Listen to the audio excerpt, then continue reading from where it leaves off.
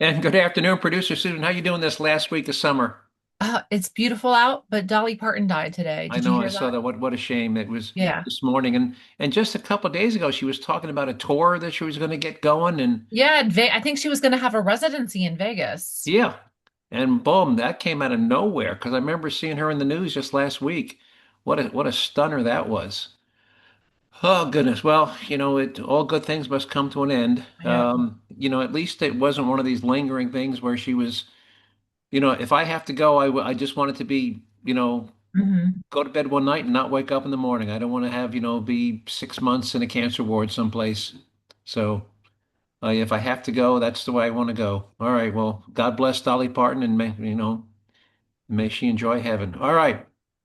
So I heard Let's, an interview with her on my drive home from work, and the guy said, what do you want to be remembered for when you're up in heaven? And she said, what makes you think I'm going to heaven?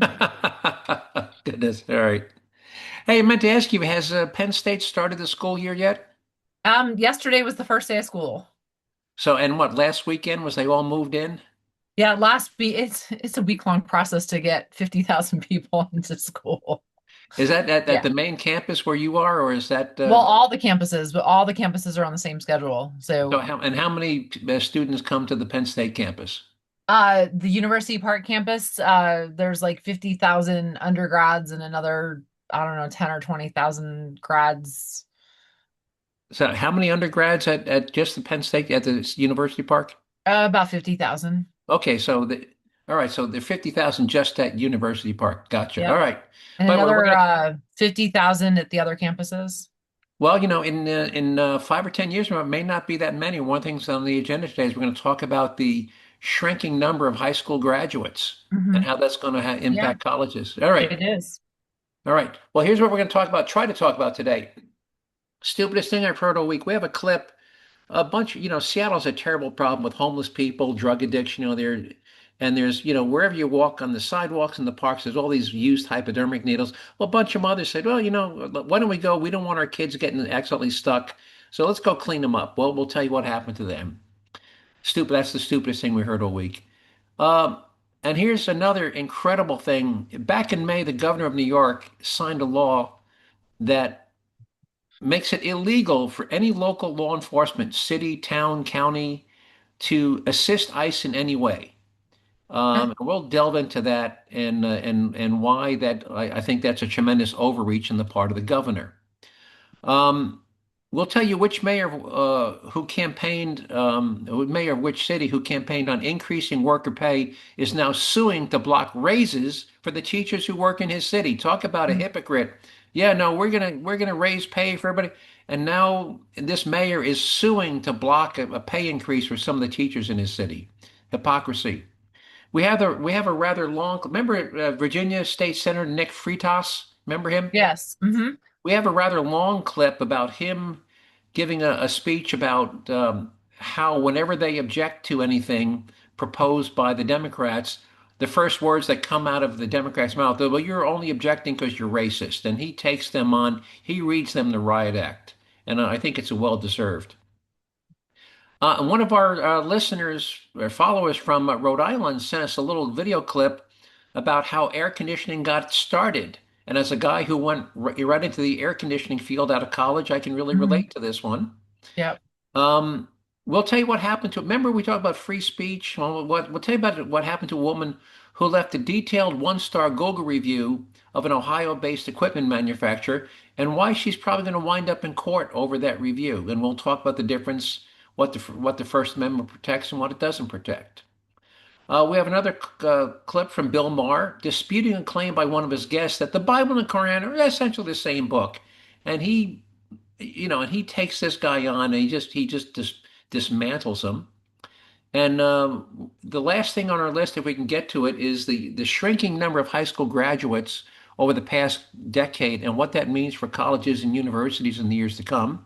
And our taxpayer relief shot this segment is from Jacksonville, where a woman who had a restraining order against a man who was the father of her children came to her house in the middle of the night in violation of that restraining order. What do we say about restraining orders? They're just a piece of paper. Just a piece of paper. And thank goodness she understood that and had a gun. All right. Stupidest thing we've heard all week. City of Seattle. All right, I'll just play the clip, and here we go. Let me find it. And this is Jesse Waters on Fox. And here we go. Out west, watch where you walk. Seattle's got needles everywhere. A group of moms didn't want their kids playing in a minefield of paraphernalia, so they cleaned it up themselves. How'd the city thank them? With an investigation. In the past 30 minutes, I've picked up more than 25 hypodermic needles, caps, syringes. We've picked up 100 pieces of foil minimally in the last 30 minutes. Some of them had drug residue still in them, thousands of pieces of used fentanyl. This is And let me explain what she's got. She's wearing gloves. She's got one of these blue buckets that like you get at Lowe's, where there's a 5 gallon bucket. And Hmm. she's got one of these long, these grabber sticks that are about 2 feet long with a, Yeah. the I stick. use them to get the socks behind the dryer. Right. So she's got a grabber stick, she's got a bucket, she's got gloves, and she's picking up hypodermic needles. And the aluminum foils, what they do is that's how they cook, how they cook like some of the heroin, Mhm. they cook it in a foil. So she's picking up used syringes and foil with a grabber stick, and she's wearing gloves, and she's putting it into a nice blue 5 gallon bucket. So she's not touching anything. So I'm going to keep playing this. absurd. Somebody has taken the time to report We Heart Seattle for improper handling and collection of hypodermic needles and fentanyl paraphernalia, and the state of Washington has served me paperwork. I am under investigation for improper handling of drug paraphernalia in the city of Seattle. We reached out to Washington State and they said someone complained about the moms. And if they want to keep picking up the needles, they have to do it according to code. But what's more dangerous, a mom picking up a needle or a kid stepping on it? If you're a mom, you're taking little Jimmy or Janice to school and you see a needle, you're not allowed to pick it up. You just have to let it sit there. So they have to hopscotch over it. Why is that? I mean, that person you had on is Andrea Suarez. She's maybe one of the most effective homelessness advocates anywhere.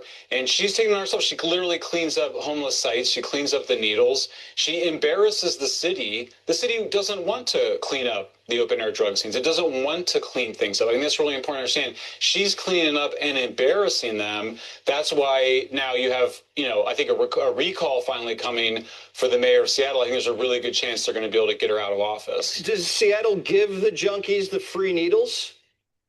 So those are city needles. Yeah, you have to remember huge. Oh yeah, absolutely. And crack pipes and everything else they need, place to stay, a place to shoot. They want to supervise it. They want to be in control over it. So is that the stupidest thing you heard? They gave her a summons for improper collection. So the alternative is just to leave the used needles on the street and in the parks. I mean, Yeah. which is worse, used needles in the park or alleging that this woman who I thought was using remarkably good practices in terms of gloves and a pickup stick and a bucket. How is that not in accordance? How else would you have to do this? Uh, Yeah, exactly. I mean, is that the stupidest thing you heard all week? They give her Yeah, it summons for, is. right. All right. Um, all right, let's move on to our next one here. All right, so here's back in May.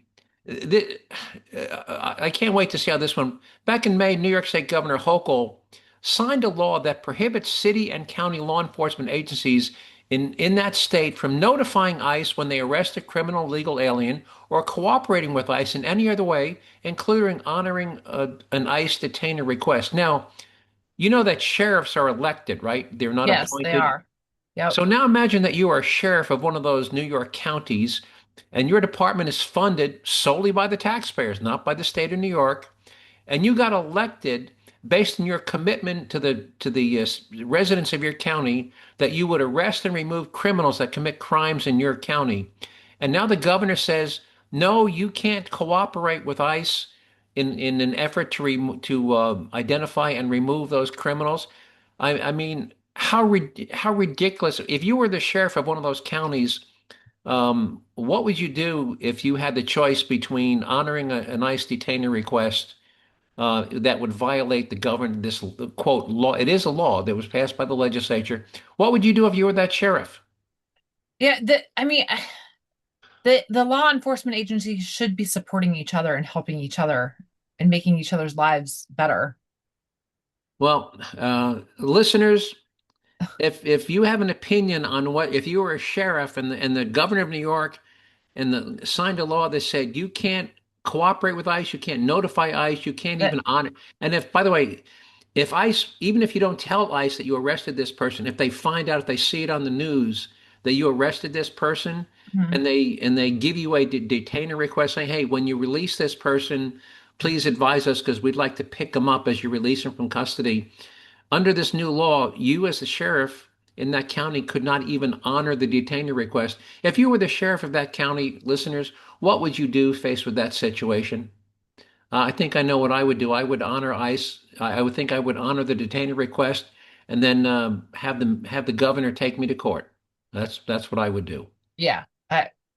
All right, all right. And Let's it's move. not just electing your sheriffs, you're electing your governors, and that they would enforce these rules, these laws to not help, each other. Just insane. And it's the same thing with the town. If you're a little small town police department, and you've got some illegal alien, and ICE wants them, and you're not gonna and you're not gonna honor a detaining request. I can't wait to see how this one plays out. Maybe it'll cost the governor her job, and she is up for re-election in November. We can only hope. I think it's a long shot, but we can only hope. All right. So let's move on to hypocrisy. New York City Mayor Zohran Mamdani, back when he was running for mayor last year, he was saying about how we need to increase worker pay. He wanted to bump the minimum wage to $20 an hour. Anyway, 2 weeks ago, the City Council of New York passed a resolution that would award a one-time $10,000 bonus payment to every teacher's aide in the school system. And there's, I think, nearly 1,000 of them. And the teacher's aide, they've got crowded classrooms, a lot of kids, and the teacher's aide, helps the teachers. I'm sure you're familiar with teacher's aide. Mhm. Yeah. So they passed this veto-proof vote to award this $10,000 payment. Well, now the mayor, who's trying to fund all of these other programs, has come to the realization, um, we don't have enough money to do this. I'd have to cut something else. I might have to cut one of my free grocery stores, or I'd have to cut one of my pre-K free daycares. So now the mayor, in a stunning move for a self-avowed socialist, is now suing his own city council to overturn this new resolution that they passed. Because he can't veto it because it was a veto-proof vote. So he's literally taking them to court, arguing that since the teachers are unionized and under the contract, that any change in compensation has to be done via the collective bargaining process. So this is going to be interesting. Any thoughts on him suing his own city council to block a $10,000 payment to every teacher's aide in the city? Yeah, those teachers aides deserve so much, so much. Right. The things they have to put up with, especially nowadays. I mean, I feel like teachers can't teach because they're so caught up in red tape as it is. Right. So, and that's going to play out, but talk about hypocrisy. Yeah, no, we need to pay our teachers more, and now he's literally suing his own city council to block that $10,000 one-time payment. Mhm. All right, this is a great one by Nick Fritas from Virginia. He's not on the U.S. Congress. He's in the Virginia Statehouse, and he's just had enough of being called out, being called racist and whatnot. So we're going to play the whole thing. I think it takes about 4 minutes. So here we go. This is Nick Fritas from Virginia. Thank you, Mr. Speaker. I rise for a point of personal privilege. Delegate has the floor. Well, Mr. Speaker, a Democrat has got up and essentially accused us that if we don't want to do what they want to do in order to solve a problem, we're racist, or we're mean, or we're stupid, or we're bigoted, or we're incompetent. So it must be any other day of the week, because that's pretty much how this narrative always goes. I mean, it's always the party of tolerance that is immediately ready to accuse us of the worst possible intentions if we disagree. I thought for a moment we wanted to talk about facts. So Delegate Coiner got up and she delivered some facts that were relevant with respect to the education of our children. But no, you're just a racist. It's the same old grift in a different day. And we're tired of it. Because I don't know anybody on this side of the aisle, and I don't think I know anybody on that side of the aisle that doesn't want to do what's best for our children, but we will disagree on what that is. And I can tell you, for all the talk on the other side of the aisle, talking about we tried to do this and we wanted to do this and you voted against it. And because you voted against what the Democrats wanted to do, therefore you don't care. Listen, I got to tell you, Mr. Speaker, my constituents look at a lot of the things that our Democrat colleagues want to do, and their response is, please stop helping. Because they don't know if their business or their child or their family or their community can survive yet another tax, regulation, rule, restriction, fee, government program, government spending. Because I guarantee this much, Mr. Speaker, when it comes to the Democrat side of the aisle, the solution is always the same. Give politicians and bureaucracies more power at the expense of individual liberty, individual freedom, property rights, you name it. We sit here and we wonder why we have problems in systems which are increasingly under the control of politicians and bureaucrats. I don't know about you, Mr. Speaker, but I don't look at many of the challenges that I face in my life and think to myself, you know what would make this better? Giving politicians more money and power. And yet that seems to be the exclusive approach coming from our friends on the other side of the aisle. And I'm going to stop it there, but because it goes on for about another 3 minutes. I don't think we had that much time. But there's a saying that's sometimes been attributed to Socrates that says, when the debate is lost, slander becomes the tool of the loser. Yep. And all he's saying is that, hey, we don't hate children. We want to help children, but we can disagree on the means and the methods. But the first thing they do, you're racist, you're bigoted, you're mean, you're stupid, you don't care. And that's, I see that over and over. It becomes, I think the Latin phrase, by the way, is called ad hominem, which means personal attack. And you see that at every level. You see it at the local level, you see it at the national level, you see Chuck Schumer, you see Hakeem Jeffries. It's always a personal attack. I rarely, other than Donald Trump, who's, is a bully sometimes, but I don't see anybody on his cabinet, on Trump's cabinet, being a bully. I don't see Speaker of the House Mike Johnson being a bully and calling other people, insulting names. Do you? No, not at all. But you see it all the time on the left. Yeah.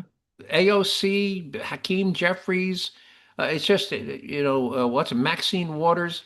The first thing they want to do is attack you personally. And he's absolutely right. It's again, when the debate is lost, slander becomes the tool of the loser. All right. For those who don't know, I went to school to become a mechanical engineer. And in my senior year, I got recruited by Carrier Air Conditioning to go to work for them in their industrial equipment division. And industrial equipment, these are the big units that cool hospitals and data centers and 50-story office buildings, schools and universities like, Penn State. And these are units so big that you can service them from the inside. They have 500, 1,000 horsepower motors.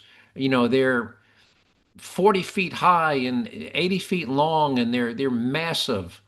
They have to be delivered on railroad cars. That's how big they are. Anyway, so here's a little video. And by the way, the guy makes a mistake.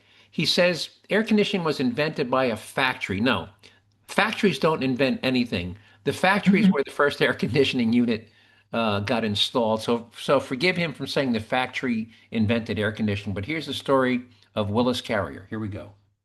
This factory invented the first air conditioner, but it wasn't to cool down people. This Brooklyn factory printed some of the country's biggest magazines, but every summer, the same enemy crept back in because the humid air swelled the paper between printing passes. So the colors smeared and the ink began to melt. Every batch of print was destroyed, and the factory was slowly bleeding money it couldn't afford to lose. So they handed the problem to a 25-year-old engineer named Willis Carrier, and Carrier saw that the real enemy was the moisture hanging in the factory's air. But the only way to pull it out was to make the air colder. So he ran the soggy air through rows of cold pipes, and the water gathered on the freezing metal instead of the paper. The air came out bone dry and the ink finally stopped melting. It worked, but chilling the air had accidentally cooled the entire room, and Carrier realized the byproduct was worth more than the product. So he patented it and founded the Carrier Air Conditioning Company. First, he sold it to factories where summer heat spoiled everything, then to hospitals where it protected premature babies. But then the first movie theaters installed it, and crowds packed inside just to escape the heat wave outside. So once people felt that cool air, they craved it at home. But early machines were the size of a truck and cost a fortune. So the thing invented to save paper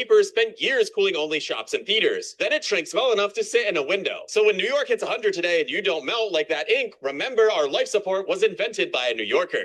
This factory invented the first air Yep. And you knew most of that, right? Yep, I did. All right. And by the way, that was the big boon to the movie theaters because in the summer, when it was 100 degrees outside, particularly in the evening, people went to the movies, they went to the movies because who wants to sit in a 100-degree brownstone with a fan in the window? They went to the Yeah. movie theater just to get cool. So it was a huge boon to the movie industry. Hey, how much time we got left? Oh, we've got a good 15 minutes. Oh, okay. I probably shouldn't have cut that so short. All right.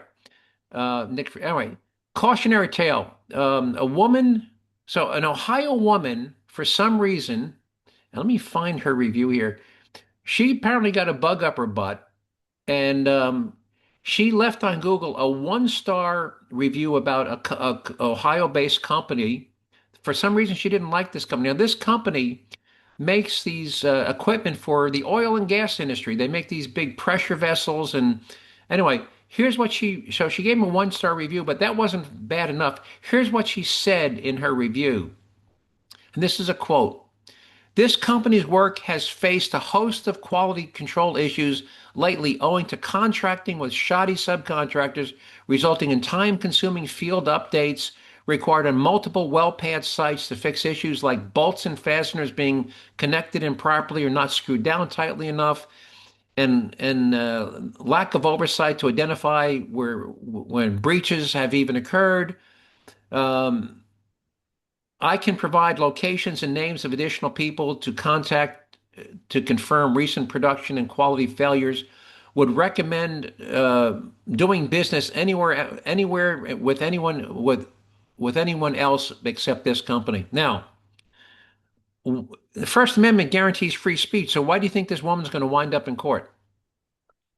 Free speech doesn't cover defamation or hate speech. That's right. The First Amendment only applies to the government. The government can't prevent you from saying this. It's not a crime. It's not a criminal offense, but it doesn't protect you from a civil lawsuit.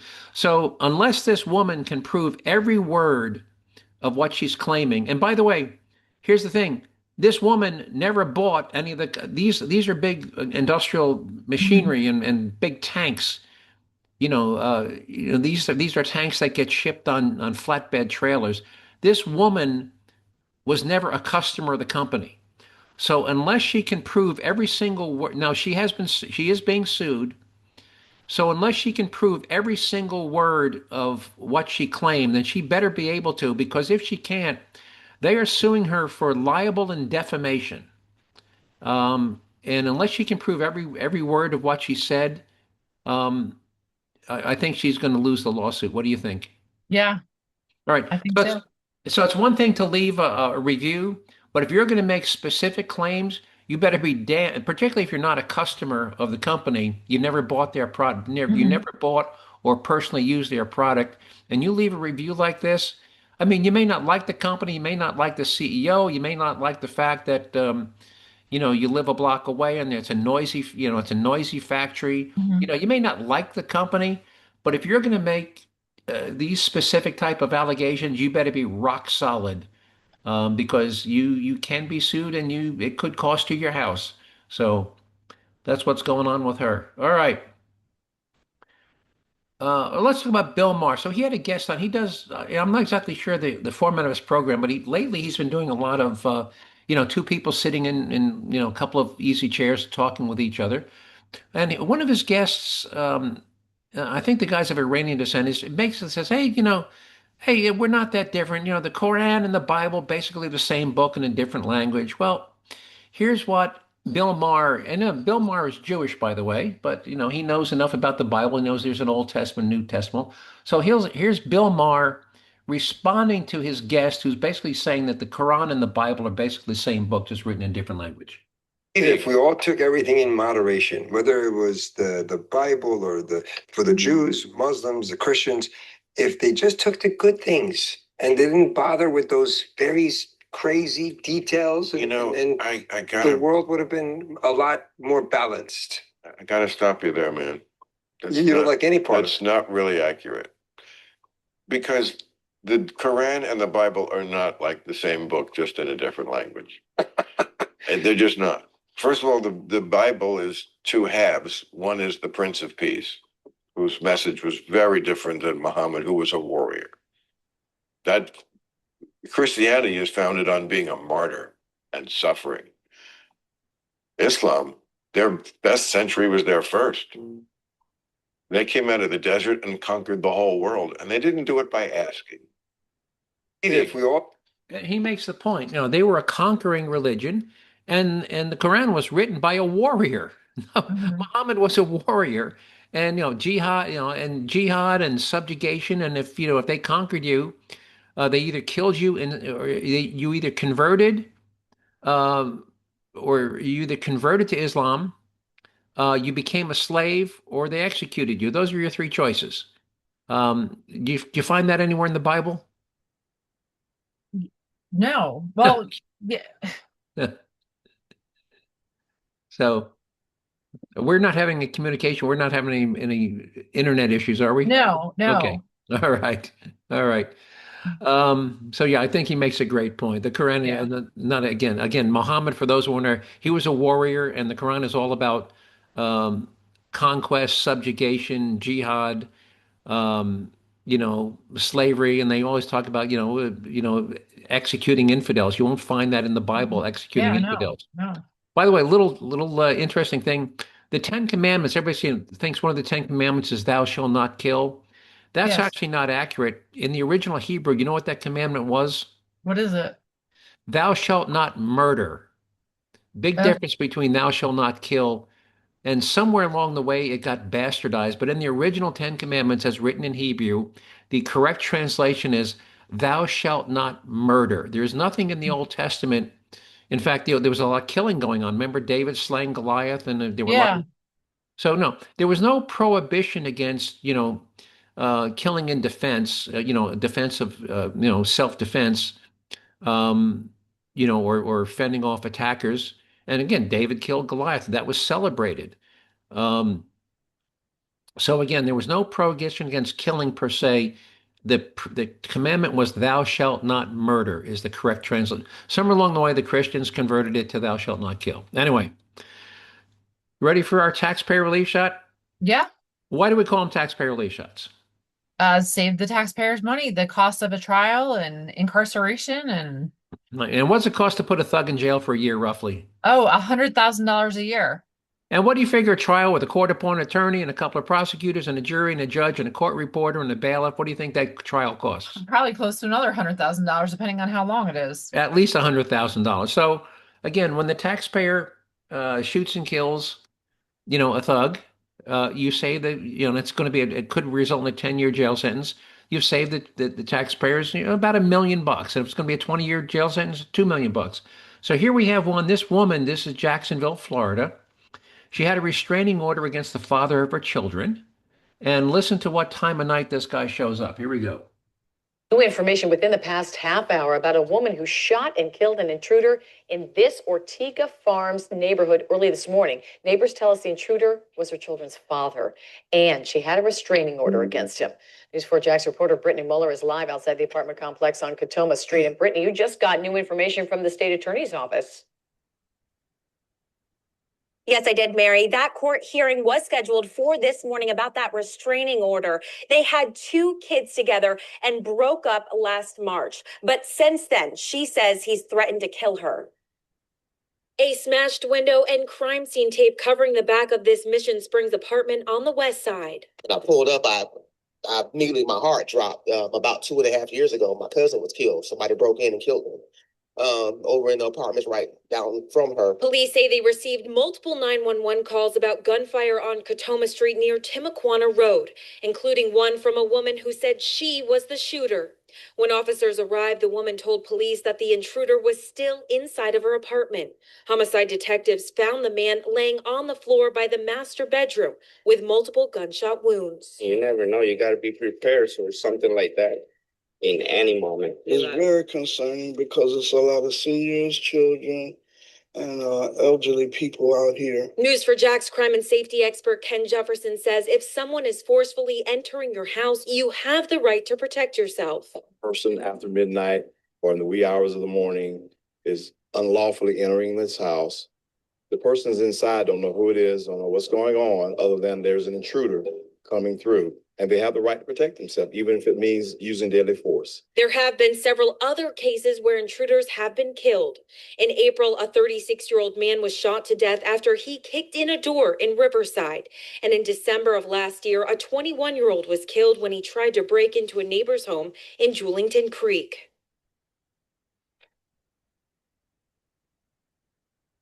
And the sheriff's office says this is an ongoing investigation, and the next step will be for the state attorney's office to decide if this shooting will be ruled justifiable or if any charges will be filed. We'll keep. What do you think? Any chances that a charge is going to be filed? I don't think so. No. By the way, did you notice he was shot multiple times? Mhm. You keep shooting till he's down. You don't. If Yeah. he's still standing, you keep shooting. All right. Yeah. All right. Anything you want to add before we sign off? Nope. All right. Appreciate your help tonight. I want to thank everybody who listened to this podcast for giving up 30 minutes out of your busy day. And I hope you find some of the things we talked about today as interesting and important as I did. And if so, I hope you continue to listen to the podcast in the weeks and months to come. If you give producer a couple of days, you'll be able to find some of the links. If you want to see some of the links, you'll be able to find them on the website at jerziejoe.com. And you spell Jersey, J-E-R, as in Robert, Z as in zebra, E-E, Jerzee, jerziejoe.com with no space. However, if you'd like me to send you, if there's any specific story link you'd like me to send you, I can email you the link directly. So if you want to send me a request, or you got a suggestion like we got from our listener in Rhode Island, or you have a question, just shoot me an email to joe@jerziejoe.com. And if you'd like to get on the distribution list, so you don't have to go hunting for the podcast. If you want, we have a distribution list where we send the podcast out directly. Just send me an email to joe@jerziejoe.com. Say, hey, put me on your distribution list, and our podcast will show up in your mailbox once a week. Just remember to spell Jersey with an R, a Z, and two E's. And with that, Producer Susan, and if you got anything else, I will sign off and talk to you next. I brought up last week about the Howell School Board, Howell, New Jersey, banning water bottles. I see that they have rescinded their mandate. Yeah. Yes, they did a 180, and the parents said, "Are you kidding me?" So yes, you can bring your metal water bottles. So yeah, I don't think you can bring it to the classroom, but you can bring it to your lunch. You can bring it. You put it in your locker. So yes, you can now bring your metal water bottle to school. You just have to leave it in your locker during class hours. All right. I didn't think that. Well, good. All right, Producer Susan, talk to you next week. You take care. All right, Jerzee Joe. Bye-bye.